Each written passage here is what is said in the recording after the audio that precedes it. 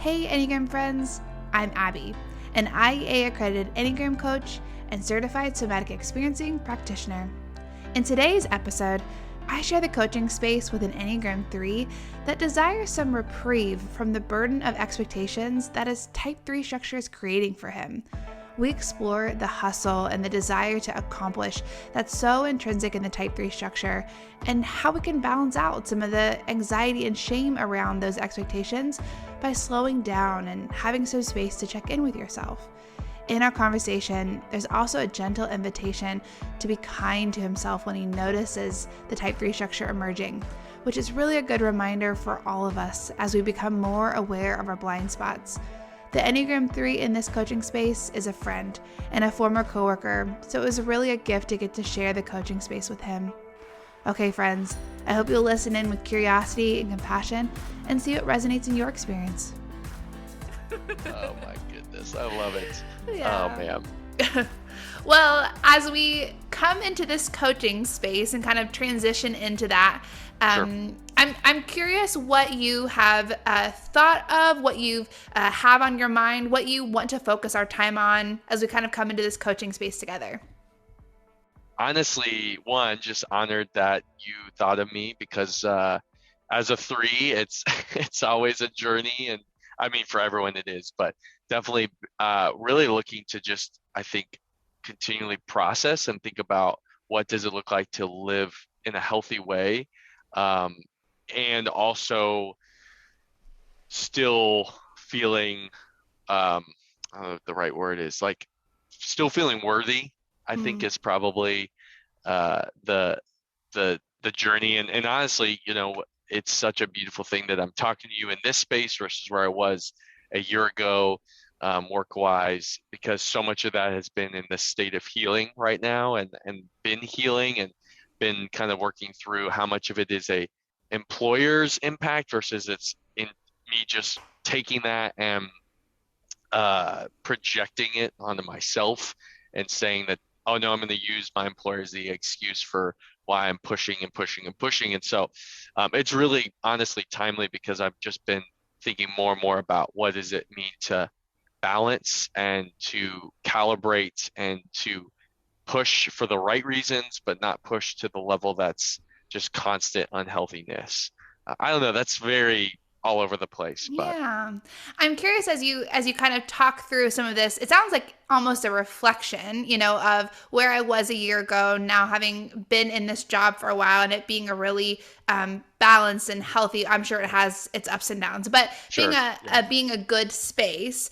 But I'm curious as you talk through that reflection, what is it about that do you feel like you are still working towards or still need to arrive in versus what feels like, yeah, this is good? I think being content with leaving at 5, getting in at a normal time, and knowing that that's enough for me, because I think I have a bar that has been set for me work-wise, but then there's a bar that no one has ever set for me that I've set for myself that is happening in both personal and professional and spiritual worlds. Mm-hmm. And it feels like to me right now, the biggest hurdle is me, the biggest obstacle is me in setting different habits and setting different things in place that are going to kind of almost like in like a bowling, like bumpers to keep me on the lane of what is actually what's needed, what's good enough. Mm-hmm. I was having lunch with a guy, a fellow 3, and I feel like he's very successful. He works here at Ramsey. He's just a great guy. And he just spent the whole time talking about slowing down. You've just got to slow down. And that phrase is terrifying. Like, I don't know what that means. And also, like, it's also fun to be successful and it's also fun to keep pushing. But when does it, like, how how much do I keep doing that? Like, I don't know. There's a lot of meandering there, but yeah. Yeah, yeah. So I'm curious, even as you talk about this first piece of it, of the expectations, and there's a certain expectation of what I'm, what is on my job description, and then there's my additional expectations at work, and then obviously all these expectations outside of that, and personal and spiritual. But as you were just now talking through that, I'm curious what sense you get of that. Sometimes that feels really inspiring to people, of like, yes, and this is what I'm trying to do, and I feel really good about this, and I'm passionate and I'm hopeful. But sometimes there's this sense of like anxiety of like, I have to keep running because all these things are happening. And I'm just curious how that lands in your experience. From a feeling standpoint, as I'm saying that, I don't feel awesome about it because I have been told since undergrad, David, you slow down or you can stop. And it just, I've changed the work settings, I've changed the work, but I don't feel like I've changed. And I don't know if I'm completely bought into the concept of slowing down, because Mm-hmm. it's almost like like a superhero movie. Like, I know your husband would appreciate that, but like there's the power of it that like gets you places, but then there's the curse of um the having that burden of unhealthiness. And that, I know, sounds really cocky, like a superhero, but it's just, I think there's an element of being content with slowing down is just as much of the battle as actually slowing down. Yeah. Well, and I think, when you say superhero, like, we talk about the idea that, and I think my husband coined it, of like superpower of your Enneagram type, Yes. Yeah. which is, a very Enneagram 7 of him. But I think, that shouldn't be pushed to the side, because there is this aspect of your type that is a gift, right? It is Sure. really helpful that you have a propensity towards activating and achieving things and moving things forward and helping people get from point A to point B, and having some agency in life, right? Not just letting life happen to you, but actually having some agency there, right? Those are real gifts that some types just truly struggle with, right? Those are the things that they wish were common sense and easy for them, and they're not. They're Yeah. working on some of those pieces. But there's always the curse of it too, right? There's like this blessing and curse of Yeah. For when sure. that becomes the default, when you have to be that, when you have to show up, you have to do those things. Otherwise, there becomes this anxiety of, if I slow down, then it's almost like our type is, there's too much of it. You're overcompensating with your type structure. And there's other things that you can bring into the mix, right? Having some balance of being and listening and contemplating and resting and playing. Those are all these pieces that a really good balance to that, to help hold it, in its place, so that you're not always leading with doing and accomplishing. Yes. Yeah. I mean, I think it, it's trying to find the balance of appreciating what the Lord has given me, but at the same time, um, not sitting in that to the point where I am my own God. And I think we're just so fortunate in this society where we just have so much control over things, that I think Mm-hmm. I've almost felt like I'm due up for like something breaking down, whether it's a car or it's the house we just bought, or I don't know, like not being able to have kids one day, something that's going to push me to realize the thing in which I know here, but I don't in my head, but I don't know, I'm not believing in my heart. Mm-hmm. But I think even the awareness that you have of, this is a piece that I'm paying attention to. I haven't arrived in this. I don't know exactly what this looks like. I haven't fully accepted this as a gift. The fact that you even have it on the radar, I think you are way ahead of the game, because for some threes, it takes this monumental, I just collided into the wall, and it's this devastating breakup. It's this devastating loss of an income or job. It's this devastating loss of an identity. And then it becomes this moment of realizing, oh, all along I was pushing too much and I had way too high of expectations and I wasn't allowing myself to just be present and enjoy things. I was constantly going to the next.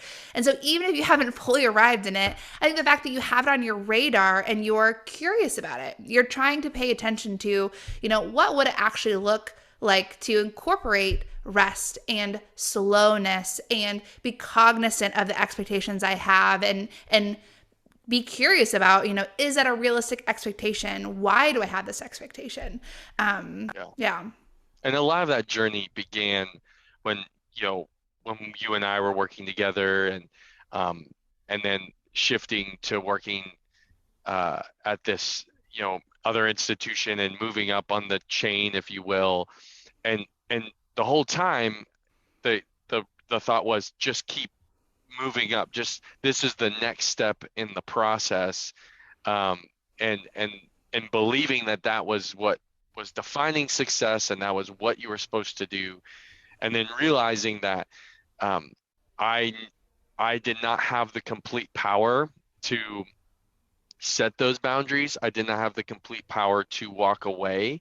Um, but there were also other things when like we go to those stages of being healthy that I needed that weren't existent in that previous role, and also where we lived in our community. And so moving back to Nashville was kind of like this decision of not just leaving that career field, but also leaving that space where there were some things that are really, really healthy, like being in the mountains and hiking and being outdoors and accomplishing that. But there was an element of community that was missing. And Mm-hmm. so through that journey and those conversations, I just met with a ton of people, like did informational interviews and sat down with people. I started to realize that the work I was doing in the career I was in was someone had told me that I trusted and believed in when I was a student. This is the job you could do, Yeah. but I heard it as this is the job you should do because that there was someone that I wanted to impress and I wanted to appreciate. And so then it became, this is my identity. This is my career. I'm fully bought in. I'll go get a master's. I'll go follow the kind of the chain, and then kind of realizing that that's not actually, like, you're not required to do that. You haven't failed. You haven't hurt someone. You haven't disappointed anyone. You haven't lied to anyone if you got a master's in something, but you change your career and Right. pivot to something else. Yeah, for sure. Yeah, and I appreciate even just your reflection on that experience. One of the things that I feel like often comes up when I'm interacting with threes and coaching spaces is just this idea of just because you're good at it doesn't mean you should do it. And I think sometimes that feels hard of like, why not? Like, why wouldn't I go do something that I'm good at? Or why That wouldn't could be I excellent. Yeah. yes, right? Or why wouldn't I accomplish something that I have the capacity to finish or complete, especially if it's needed by others, right? Like this is, I could take the lead on this project. I could lead this committee. I could whatever this big idea. But letting it be almost this red flag for you of just because I can do this or because I would be good at this does not mean that I should do this. Doesn't mean you never do anything, right? But letting that be a moment of discernment of, okay, me being good at this that's not the catch-all, like, yes, I should go do this. It's how does this impact my values, right? The people I care about, how will that impact them? The things I care about, my hobbies and my things that I do that are restful or playful, the communities that I'm a part of, whether that's your worshiping community or your neighborhood, right? How does this decision impact all of those things, and slowing yourself down enough to discern that, even just that's the slowing yourself, that having a little bit of pause that's built in, kind of, that those bumper lanes that you were talking about, having a little bit of pause built into these big decisions that are made, or even small things like, you're in a meeting and they say, who's going to take this, before you raise your hand instantly because you're good at it and you could do it, but just having a little bit of pause there too. Yeah, it's really actually so interesting that you said that, because I went from a role of leadership, and then now I'm in much more of a producer role where I'm a part of a team of about 16, 17 people that have the same position as me, and we all have, 300 to 400 clients that we're supporting and managing. But it's interesting because there have been a couple times where I have wanted to push and do more because I've seen the opportunities to do more. And when they're not collaborative based, the danger is that if I ever leave my role and someone else takes on these clients I'm working with, the bar that I set was not helpful for the larger whole of the organization. And it's Mm-hmm. been really interesting because I'm like, I want to push, but the key phrase that I've kept realizing is it's an I, not a we. And if we don't push together from a collaborative standpoint in serving our clients consistently well, and I'm here, I'm higher above that because I have pushed for my own desire for them to like me and to see me as the kind of reason that they have been successful in the program and I've retained this amount of clients, that I is detrimental to the larger whole. And that's been Yeah. really conflicting because it's helped me realize that um, in previous roles, I had the space to be individualized in my like this view of the success I experience is up to me, the failure I experience is because of me. And so therefore I have, as you kind of said earlier in the conversation, like it's up to me to kind of contribute and make this work. But because I was in those spaces where I could be more siloed, it was allowed to happen more often, and I didn't have those bumpers in the lane to kind of go, well, David, this is not actually helpful. This is going to be hurtful for the team because we're going way too far above what is realistic for the rest of the group. Mm-hmm. Yeah. Have you become aware of that through trial and error, or is it something that you kind of picked up pretty quickly? It's been a both and. So there's been a couple of initiatives that I have kind of spearheaded. Um, and the first time we did it, uh, I was kind of I had taken on internally, not explicitly, but internally, I'd taken on the weight of it because I had been the one to craft the idea and kind of put a lot of the work into it. But there were people involved in it that wanted to help. And I Yeah. wasn't really trusting of them that they would actually want to help and that they could deliver on what I had in my head of this vision, this image, this idea. And then selfishly, I wanted to be the reason that it went well. And so when things started not happening great, there were a couple misses and challenges, it still went well, the initiative that we did. I was a mess.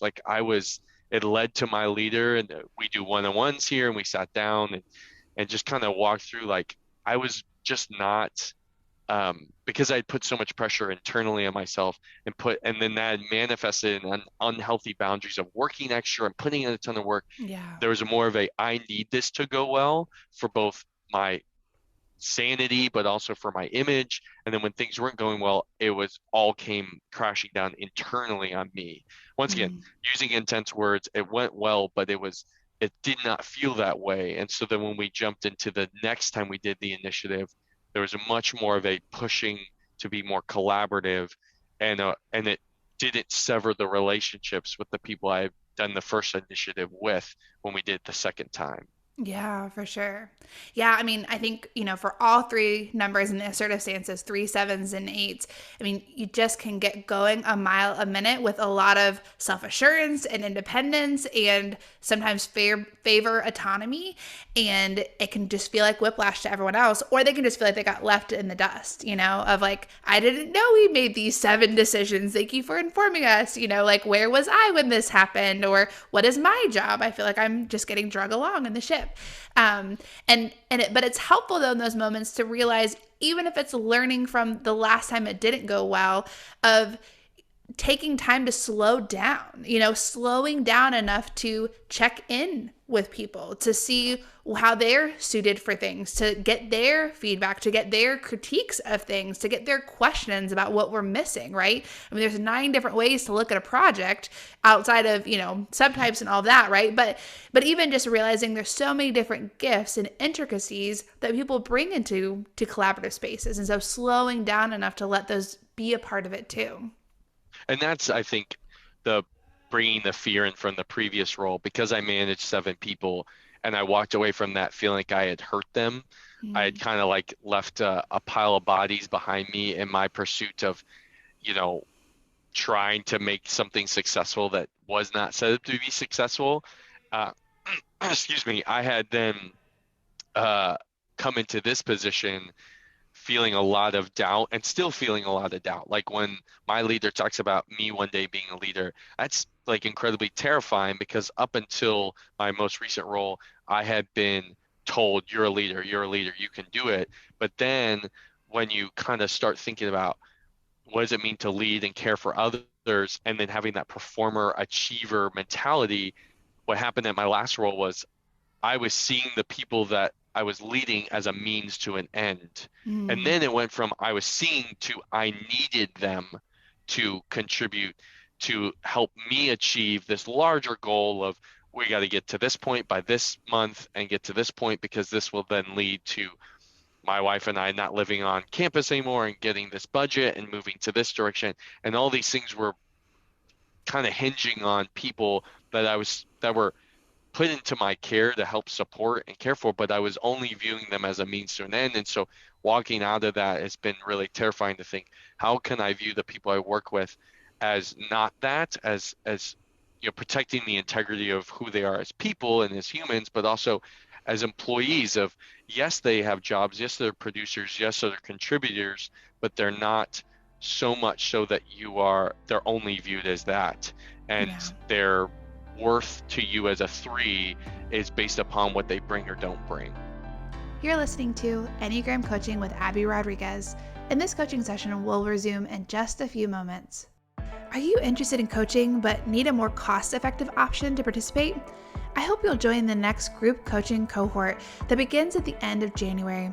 Group coaching provides participants with the opportunity to delve deeper into the Enneagram and also to have personal support from me as an accredited Enneagram coach and certified somatic experiencing practitioner. Each group coaching is limited to 5 participants so that you not only have space to learn from the teaching moments, but to also process your experience and receive coaching in a safe and supportive environment. This group coaching cohort that's beginning at the end of January is specifically designated for women this time around. This group coaching will begin January 26th and meet weekly on Wednesday evenings at 6:30 or 7:30 if you're on the Eastern time zone. It'll meet over Zoom throughout the course of 2 months for 8 total sessions. Each session will include an opening mindfulness practice, Enneagram teaching moments, personal sharing, as well as coaches' responses throughout. The registration is only $320 for the 8 group coaching sessions, which is a fraction of the cost for individual coaching that I offer. Each group, again, is limited to 5 participants, so make sure that you reserve your spot and register today. Okay, friends, back to the coaching session. As you talked through that experience, both the reflection of, now, but also before, and what that really, the baggage, right, that brought into this new work environment, as I was listening to you, I felt almost anxious, right? Almost a sense of like, there's this hustle and I have to keep going because there's this dragon chasing me and I got to keep everyone else with me so that they don't get eaten either. And then if something happens, everyone perishes, right? But there's a lot in that. And I'm just curious what you sense as you talk through that. Just checking in for a moment.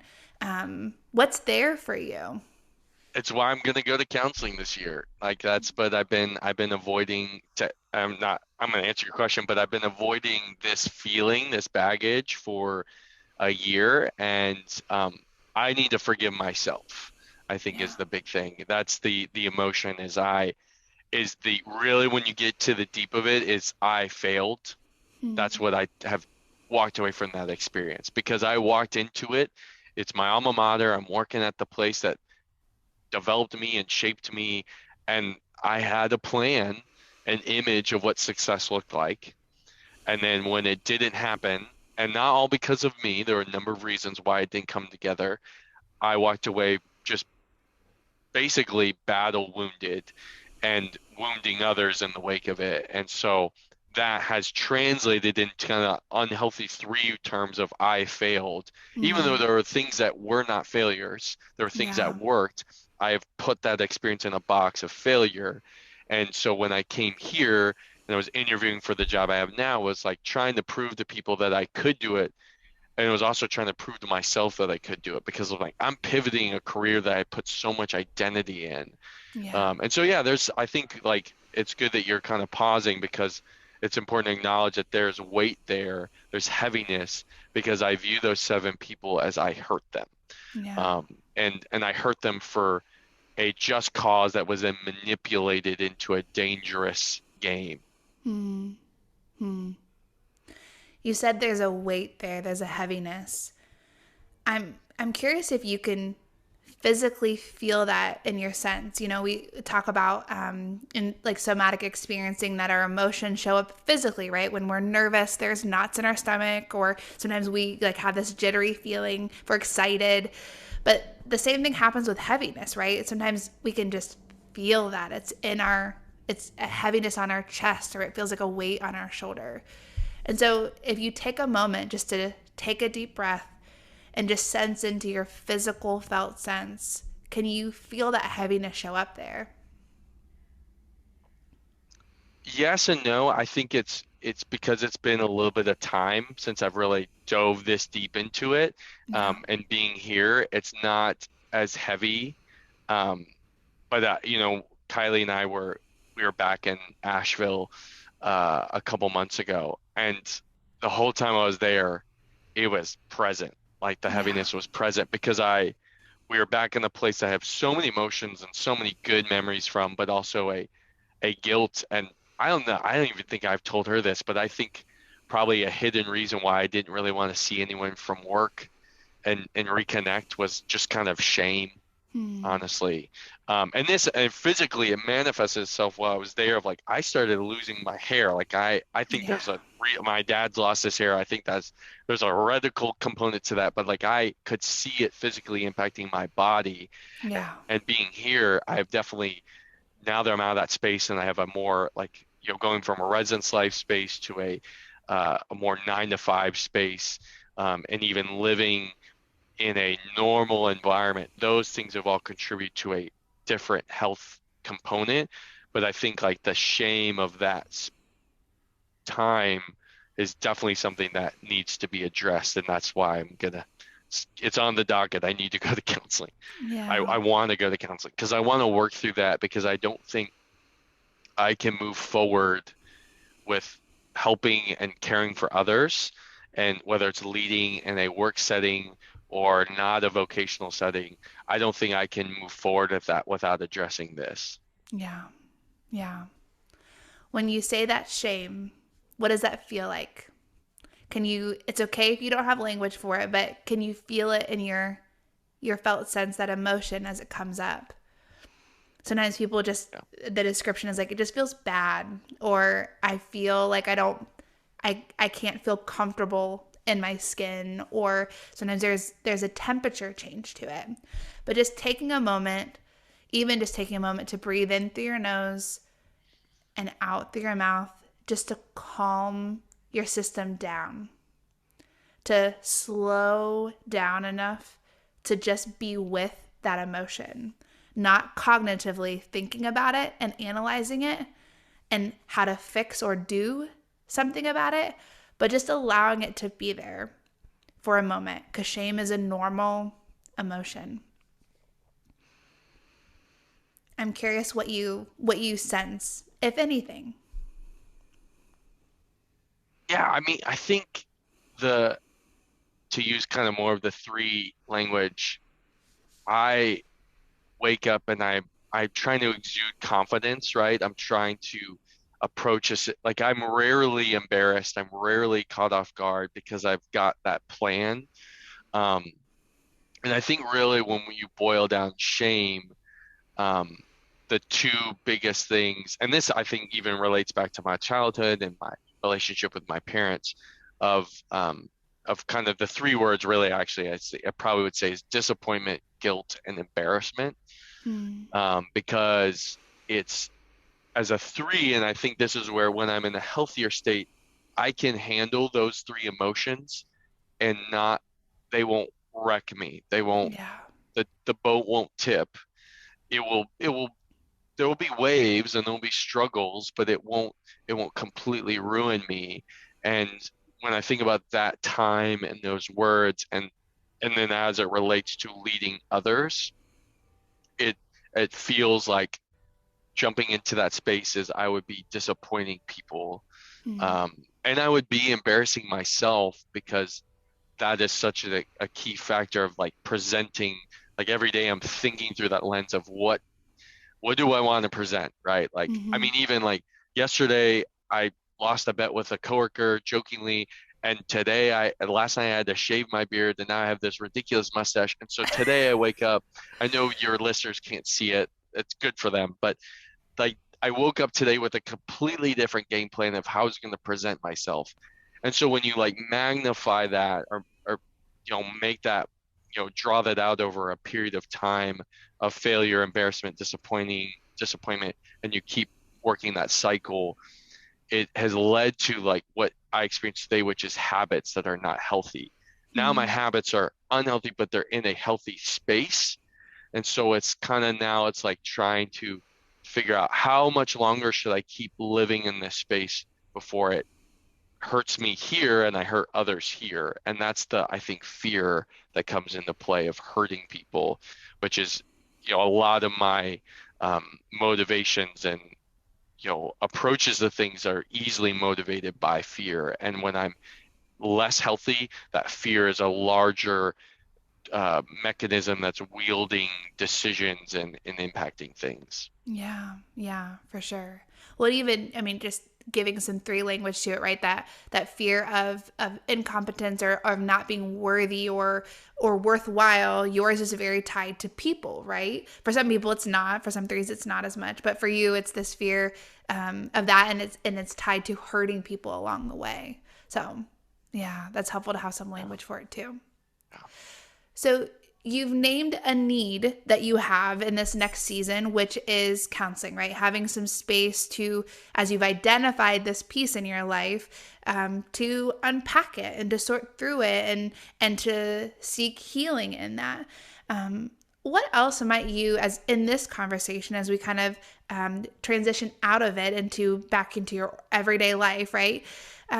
What is it that you might need? What is it that you might need with regards to having this awareness of shame, this feeling of that, this awareness around failure and wanting to overcompensate for that, this awareness around image, whatever you want to pick out. But what comes to mind is something that you might need as you exit out of this space. Yeah, it's possible that I could be translating the word need in two different directions. One is what could I like need in terms of clarity, and then what could I need in terms of just better habits and balances. I think Mm-hmm. there's like, and I don't know if that makes sense, but the clarity side is thinking through at age 30, is this my life as a three?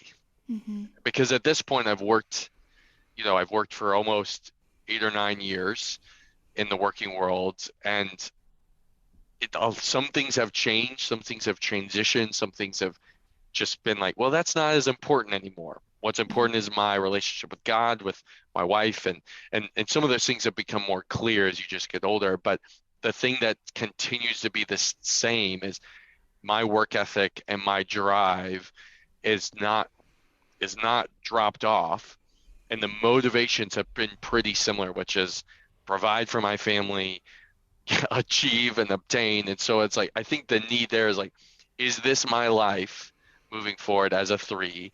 And then kind of shifting to the other need is, if yes to that question, and that's a question for you, but that's a question for me, it's like a larger question, then shifting that into the next need, which is, if yes, then what are the things that I need to be healthy, that I have to start choosing over my need for a quick hit of like, I'm being perceived as responsive with my client, I responded again, or a quick hit of I did this thing for someone because it was going to help them see me as someone who wants to help them by making a meal or having them over for dinner, right? Like, what are the things that I need to kind of reprioritize from a habit and living standpoint to kind of recenter? And I know some of the answers to them, and some of them I don't. And the hard thing is to commit to it when I'm Mm-hmm. almost like, in some ways it might be harsh, but addicted to that rush of Mm-hmm. continually pushing and pushing. Yeah.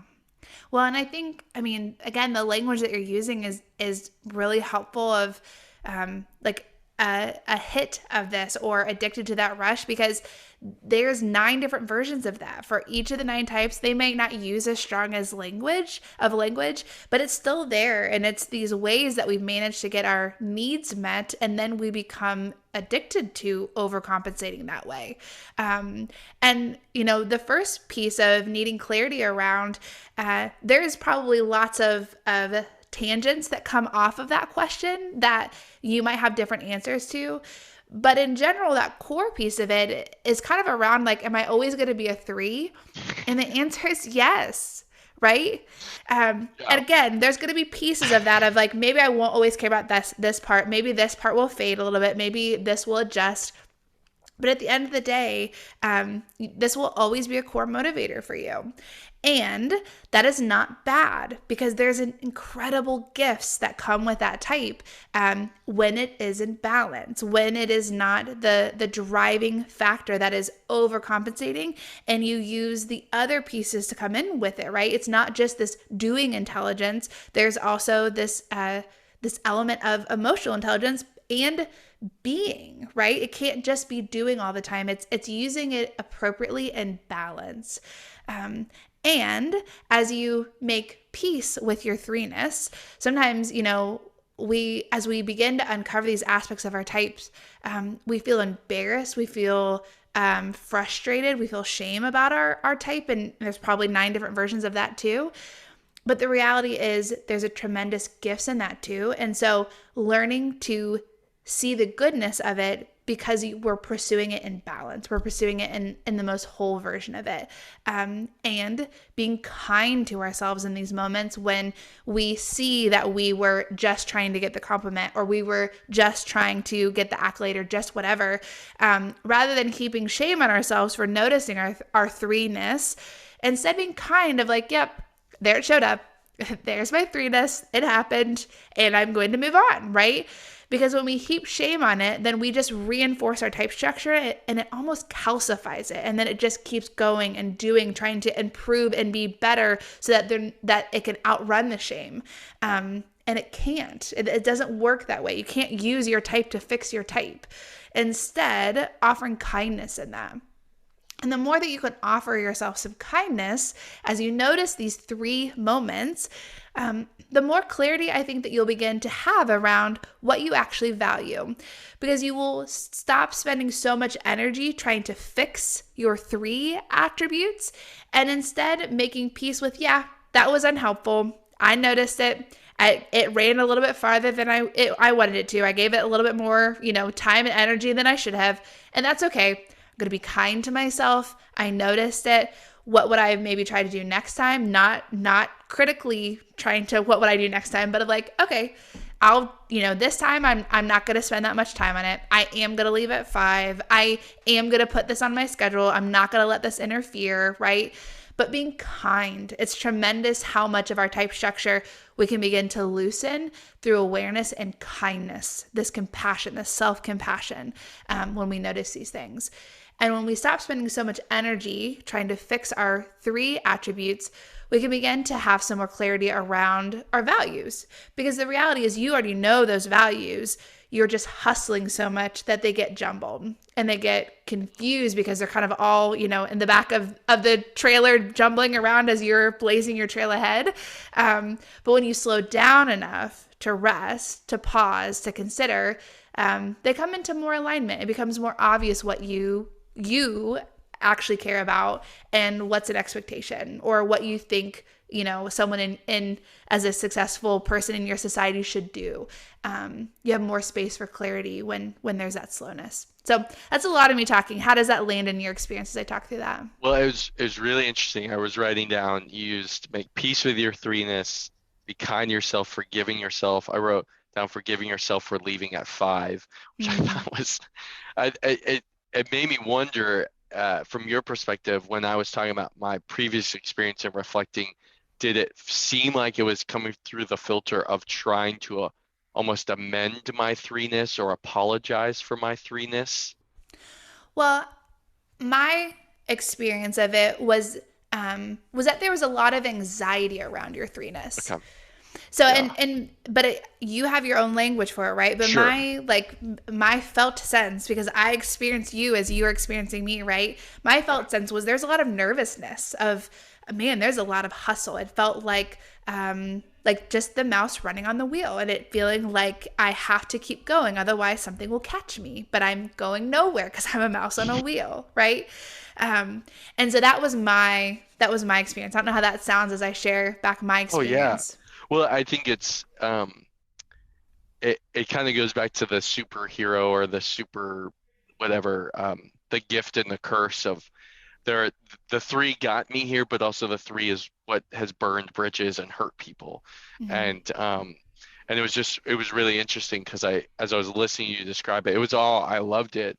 But it was just kind of embarrassing to think about of even before this call, I had like literally 5 minutes before, I was still responding to emails, even though in my head I knew the right thing to do was to reflect and to pause and to think about what I actually was going to talk about, because I had thought about it and prepared, but not like in a way that would have, from a reflection standpoint, been helpful, because it was that, as you use the hamster wheel, right? Mm-hmm. Um, and I've not done I have not forgiven myself for leaving at 5 before. I have not forgiven myself for coming in at 8, because it immediately, I look at the hamster wheel and I go, oh man, if I had done myself a favor and gotten here at 7 or 7:30, this would have not been as difficult. But every day there's the new hamster wheel with all the things to do.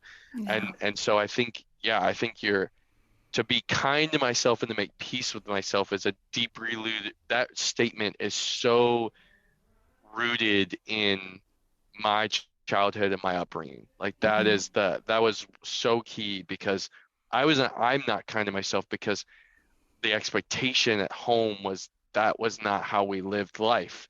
You Mm-hmm. had to hit a certain thing as a child before you would be welcomed in. And I love my parents, and this is not that conversation, but that has transitioned into fear-based thinking of almost that motivation.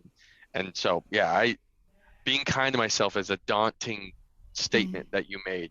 And the emotions, I was trying to pay attention to it, and I was like, ooh, that's not fun hearing that, Yeah.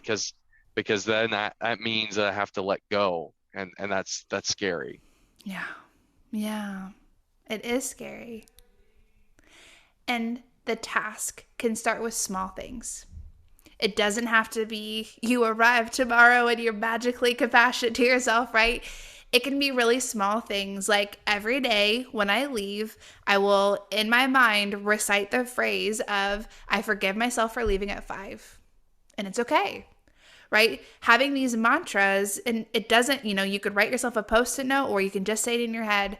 But starting with something small, a moment that you know is consistently hard for you to be compassionate, consistently something that you critique or judge or shame yourself for.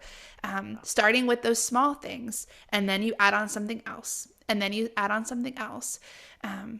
But starting with something small, otherwise, it will feel overwhelming, and your threeness will just hustle to try to get past the feeling. And it's so, the thing that pushed me over the edge with deciding to go to counseling and getting that, I'm gonna need to get that set up, but was my leader saying, David, I don't it seems like when you have too much on your plate, it's overwhelming. And then when you don't have enough, you're complacent and frustrated that you don't have enough to do. Like you go and find more. Mm-hmm. And it was like, ooh, that is, because I really appreciate my leader, and he's been so patient, and it's been so clear that it's not, there's not a one or the other. And Mm-hmm. but I've been expecting like a 3 to just snap the finger and I will achieve, because Yeah. that's how I produce, and that's how I complete, and that's how I obtain and achieve. And so I think that's the thing that I want to like gear towards as like an action step, as a next step, is thinking through those small things. uh, Maybe it's putting my phone down in another room and having an alarm clock, so that the first thing I do when I wake up is not look at the emails that came through from the clients, so that I can start thinking about how I can best serve them. And the hamster wheel started at 6 a.m. instead of 8 a.m. type of thing. Yeah. Yeah, for sure. for sure. And having just some practical pieces around that, but don't try to fix everything at once. Just be curious, right? Notice things. And along the way, even before you have a solution of a boundary or an expectation or a guideline, to be compassionate as you notice things and pick one thing to start with. Otherwise, you will become a project that you are trying to achieve, and your threeness is trying to fix your threeness, and that's not going to help you. So It'll meta. just be it'll be the self-improvement hamster wheel. That's what it'll turn into, and that's not helpful either. I think it goes back to, I was reflecting a couple of months ago, and I don't reflect enough, and this was a pivotal reflection because I don't do it enough, but I just kept landing on the word shalom, which when you translate it, and I know your husband would know all the things behind it, but the way I understood it is when people would say shalom, they were not just saying peace be with you, but they were saying for you so that you may feel complete. And I thought that was so fascinating because that is, I think, what has been the driving force, is a desire to feel complete, to fill a gap that I cannot actually fill, but I've treated like a task to fill. And so then it's created the hamster wheel.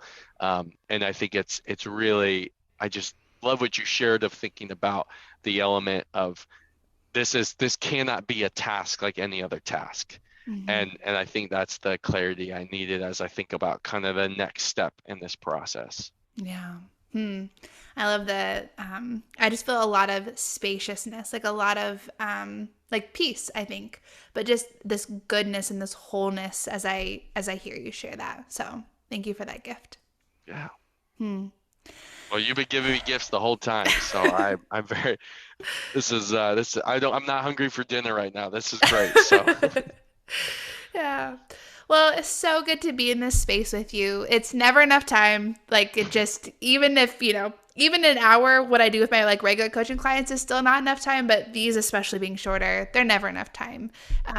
But thank you so much for being in this space, for being curious, for allowing me to talk about your feelings and emotions with you. I know that's a little bit of a different space than we've ever occupied together as coworkers. But thank you. Thank you. That's a real gift for me to get to share this coaching space and be curious with you. So, of course, I have so appreciated you for all the years of our friendship, but taking that class, and this is a plug for anyone listening, taking the Enneagram class. I don't remember, it was kind of like an intro guide to Enneagram. You were so great at that, so phenomenal at just, I think the way I would summarize it was allowing, very much educating, but allowing the education also be a collaborative journey with the people in the class. And this is what happened today, is at no point did I feel like it was intimidating or intense. And so I'm just very thankful that you have been so intentional with considering who I am as a person, the dignity of me, but also in that class, just navigating that with people. So if anyone's listening and hasn't done the class, would highly recommend it because it's such a great tool to view others the way Jesus views them. And so I just appreciate you, Abby. Hey, Enneagram friend. If you found this episode helpful, would you do me a favor and share it with a friend that might also find it helpful? Inviting others to learn about the Enneagram with you really creates a greater depth of conversation that you can have in your community with the people that you're doing life with and that are supporting you along the way. Thanks for being a part of my Enneagram community by listening to this episode and sharing it with others.